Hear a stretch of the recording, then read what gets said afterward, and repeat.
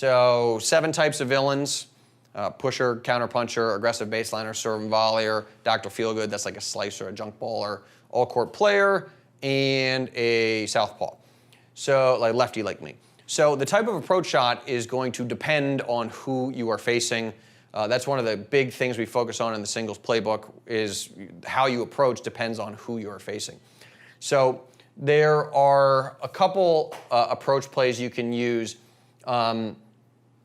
against like an aggressive baseliner. A good one can be what we refer to as the bulldozer, and that's where so like McEnroe, what was that? Was it Don Budge he was saying recommended that McEnroe approach up the middle?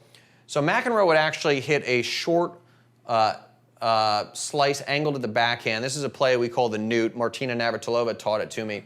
But you're hitting it here and it's low, right? So you want to pull your opponent in, and then what happens from here is passing shots are like that. You've cut off some angles, and anything is going to be rising above the net. So you're going to get a volley above the net that you can then hit into the open court. You could hit it right back at them, at their feet, if you wanted to. So that actually is an incredibly effective one, very, very underutilized. So that would be the one I would highly recommend you try. So this is what McEnroe did a ton, right? And Martina did it a ton too. Again, it's the newt, N-E-W-T, like a lizard. The other one you're talking about, so that one's like through the middle versus into the corners.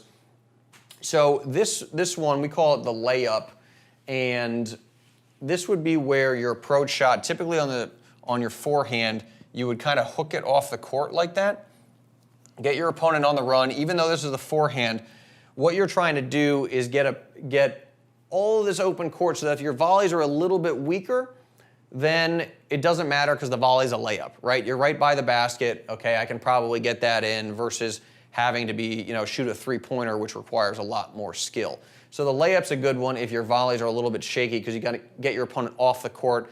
Then you don't need to do as much. You just sort of need to get it over there, and you should be good to go. So there's a lot of nuance to approaching the net. A lot of it's going to depend on your skill set. A lot of it's going to depend on who you are facing. Hope you like that training, and before you go, I got a confession to make. I used to be addicted to the hokey pokey, but then I turned myself around.